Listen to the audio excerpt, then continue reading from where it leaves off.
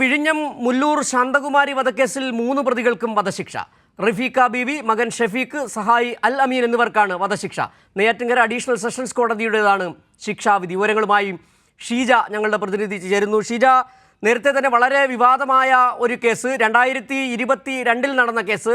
വീട്ട് വാടകയ്ക്ക് നൽകിയ വീട്ടു ഉടമസ്ഥയെ തന്നെ കൊലപ്പെടുത്തി. സ്വർണ്ണാഭരണം കവരുന്നതിന് വേണ്ടി ഒരമ്മയും മകനും സഹായിയും ചേർന്നവരെ കൊലപ്പെടുത്തുകയും വീട്ടിൻ്റെ മച്ചിൽ ഒളിപ്പിക്കുകയും ചെയ്തു. ഈ കേസിൻ്റെ അന്വേഷണത്തിൻ്റെ ഭാഗമായിട്ടാണ് 2014 ഒരു 14-കാരിയെ കൊലപ്പെടുത്തിയ കേസിൽ ഇവർ പങ്കാളികളാണ്, ഇവരാണ് കുറ്റക്കാരെന്നും കൂടി പോലീസ് കണ്ടെത്തുകയും ചെയ്തു. അങ്ങനെ ആ അർഹിക്കുന്ന ശിക്ഷയാണ് പ്രതികൾക്ക് ലഭിച്ചതെന്നാണ് ഇപ്പോൾ മനസ്സിലാക്കേണ്ടത്. ഏതായാലും വിഴിഞ്ഞം മുല്ലൂർ ശാന്തകുമാരി വധക്കേസിലെ 3 പ്രതികൾക്കും 71 വയസ്സുകാരിയായ ശാന്തകുമാരിയെ, വീട്ടുടമസ്ഥയായ ശാന്തകുമാരിയെ വാടക വീട് ഒഴിയുന്ന അതേ ദിവസം വീട്ടിൽ ചെന്ന് അവരെ കൊലപ്പെടുത്തുകയും സ്വർണ്ണാഭരണങ്ങൾ കവരുകയും ചെയ്തു. എന്ന് കൊലപ്പെടുത്തിയ ശേഷം ശാന്തകുമാരിയുടെ മൃതദേഹം വീടിൻ്റെ മച്ചിലൊളിപ്പിക്കുകയും ചെയ്ത പ്രതികൾ അന്ന് തന്നെ പോലീസ് പിടികൂടുകയും ചെയ്തു. വിവരങ്ങളുമായി ഷീജ ചേരുന്നുണ്ട്. ഷീജ, ഈ പ്രതികൾക്ക് വധശിക്ഷ തന്നെ വിധിച്ചിരിക്കുന്നു. എന്താണ് കോടതി വിധിയുടെ മറ്റ് വിശദാംശങ്ങൾ?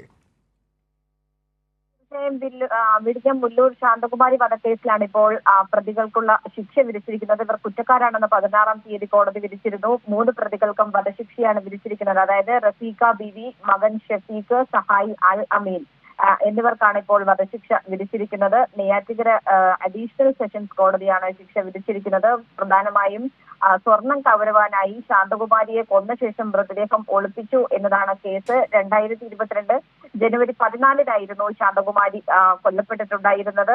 ഇതിലാണ് കൃത്യമായ അന്വേഷണത്തിന് ശേഷം കുറ്റപത്രം സമർപ്പിക്കുകയും തുടർന്ന് ഇതിന്റെ ശിക്ഷാവിധിയിലേക്ക് അടക്കം ഇപ്പോൾ കാര്യങ്ങൾ എത്തി നിൽക്കുന്നത്. അതായത് അതിന്റെ ഒരു കേസിന്റെ ഒരു ചരിത്രം ഇങ്ങനെയാണ്. അതായത് 2022 ജനുവരി 14-നാണ് മുല്ലൂർ സ്വദേശിയായിട്ടുള്ള ശാന്തകുമാരി കൊല്ലപ്പെടുന്നത്. സ്വർണ്ണാഭരണങ്ങൾ കവർന്ന ശേഷമായിരുന്നു 71-കാരിയായ ശാന്തകുമാരിയെ കൊന്ന് വീടിന്റെ മച്ചിൽ ഒളിപ്പിച്ചതിന് കേസെടുക്കുന്നത്. ശാന്തകുമാരിയുടെ അയൽവാസിയായി വാടകയ്ക്ക് താമസിച്ചിരുന്ന കോവളം സ്വദേശി റഫീഖ ബീവി, മകൻ ഷഫീഖ്, കൂടെ താമസിച്ചിരുന്ന റഫീഖയുടെ സുഹൃത്ത് പാലക്കാട് സ്വദേശിയായിട്ടുള്ള അൽ അമീൻ എന്നിവരാണ് ഈ കേസിലെ പ്രതികൾ എന്ന് പറയുന്നത്. വാടക വീട് ഒഴിയുന്ന ദിവസം ഉച്ചയ്ക്ക് ശാന്തകുമാരിയെ വീട്ടിലേക്ക് വിളിച്ചു വരുത്തി സ്വർണം കവർന്ന ശേഷം തലക്കടിച്ച് കൊലപ്പെടുത്തുകയായിരുന്നു. കവർന്ന സ്വർണവുമായി നാടുവിടുകയായിരുന്നു ഈ പ്രതികൾ ലക്ഷ്യമിട്ടിരുന്നത്. മൃതദേഹം മച്ചിൽ ഒളിപ്പിച്ച ശേഷം പ്രതികൾ സ്ഥലം വിട്ടു. രാത്രിയിൽ വീട്ടുടമസ്ഥരാണ് മൃതദേഹം കണ്ടെത്തുന്നത്. തുടർന്ന് പോലീസ് അന്ന് രാത്രി തന്നെ പ്രതികളെ പിടികൂടുകയും ചെയ്തിരുന്നു. ഈ കേസിൽ ഇതിനുശേഷമാണ് 2020 14-കാരിയെ കൊലപ്പെടുത്തിയതും ഇതേ സംഘമാണ് എന്ന് തെളിഞ്ഞത്. ഈ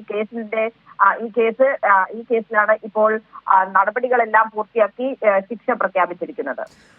ഷീജ, ഈ മറ്റ് കേസിലും ഈ 3 പേര് പങ്കാളിയായിരുന്നു എന്ന് സംബന്ധിച്ചുള്ള വിവരങ്ങൾ ലഭിക്കുന്നുണ്ട്. ഏതായാലും ശാന്തകുമാരി വധക്കേസിൽ കൃത്യമായി തന്നെ പോലീസിൻ്റെ ഒരു ഇടപെടൽ അന്ന് തന്നെ പ്രതികളെ പിടികൂടാൻ കഴിഞ്ഞു എന്നുള്ളതാണ് ഈ കേസിൽ ഏറ്റവും ശ്രദ്ധേയമായ വസ്തുത. അതിനുശേഷം തന്നെ, അതായത് ഈ ശാന്തകുമാരിയുമായിട്ടുള്ള സൗഹൃദം മുതലെടുത്തുകൊണ്ട് ആ വാടക വീട് ഒഴിയുന്ന ദിവസം വീട്ടിലേക്ക് വിളിച്ചു വരുത്തി.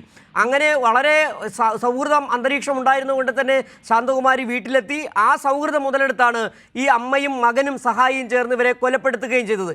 ഈ 2 കേസുകളല്ലാതെ മറ്റേതെങ്കിലും തരത്തിലുള്ള ക്രിമിനൽ പ്രവൃത്തി ഇവർ നടത്തിയതായിട്ടുള്ള വിവരങ്ങൾ പോലീസിന് പിന്നീടുള്ള അന്വേഷണത്തിൽ ബോധ്യപ്പെട്ടിട്ടുണ്ടോ?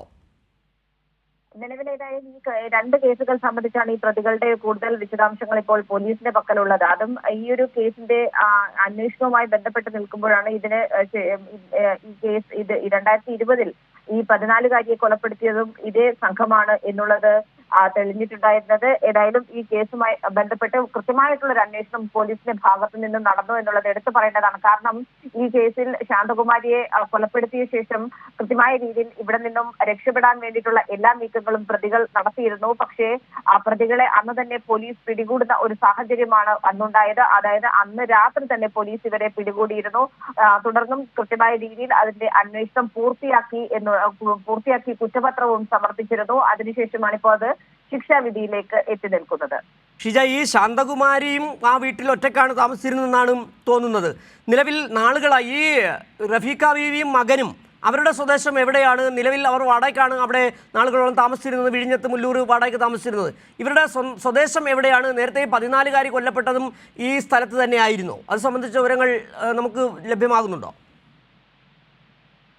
സിജു, ഈ ശാന്തകുമാരി 71-കാരിയാണ്. അവരാണ് അവരുടെ വീടിന് അയൽവാസിയായിട്ടാണ് വാടകയ്ക്ക് താമസിക്കുന്നത്. അത് അവര് കോവളം സ്വദേശിയാണ്. റഫീഖ ബീവിയും മകൻ ഷെഫീഖും, അതിനൊപ്പം അവരുടെ കൂടെ താമസിച്ചിരുന്ന സുഹൃത്ത്, റഫീഖയുടെ സുഹൃത്ത്, അത് പാലക്കാട് സ്വദേശിയാണ്. അല്ലമീൻ എന്ന് പറയുന്നത് പാലക്കാട് സ്വദേശിയാണ്. ഇവർ 3 പേരുമാണ് ഈ കൃത്യത്തിൽ നേരിട്ട് പങ്കെടുത്തിട്ടുള്ളത്. വാടകയ്ക്ക് വീട് ഒഴിയുന്ന ദിവസം ഉച്ചയ്ക്കാണ് ശാന്തകുമാരിയെ വീട്ടിലേക്ക് ഇത്തരത്തിൽ വിളിച്ചു വരുത്തി.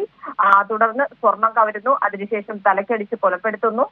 തുടർന്ന് സ്വർണവുമായി നാടുവിടുക എന്നുള്ള ലക്ഷ്യവുമായി പ്രതികൾ മുന്നോട്ട് പോകുന്നു. പക്ഷേ ഈ മൃതദേഹം മച്ചിൽ ഒളിപ്പിച്ച രീതിയിലാണ് ഇവർ വെച്ചിരുന്നത്. അതിനുശേഷമാണ് സ്ഥലം വിട്ടിട്ടുണ്ടായിരുന്നത്. പക്ഷേ രാത്രിയിൽ വീട്ടുടമസ്ഥൻ ഈ മൃതദേഹം കണ്ടെത്തിയതിനെ തുടർന്നാണ് കേസിൽ കൃത്യമായി. അതെ ഷീജ, ഈ കുറ്റപത്രത്തിന്റെ കൂടുതൽ വിവരങ്ങൾ കൂടി പുറത്തു വരുന്നുണ്ട്. വളരെ ക്രൂരമായാണ് ശാന്തകുമാരിയെ കൊലപ്പെടുത്തിയത്. അതായത് ഈ വാടക വീട്ടിൽ വിളിച്ചു വരുത്തി അന്യായ തടസ്സം ചെയ്ത് നിർത്തിയ 2-3 പ്രതികൾ തുണി കൊണ്ടുള്ള കുരുക്കിട്ട് കഴുത്ത് ഞെരിച്ച നേരം 1-ാം പ്രതി ഒരു ഇരുമ്പ് ചുറ്റിക കൊണ്ട് ശാന്തകുമാരിയെ തലക്കടിച്ചു.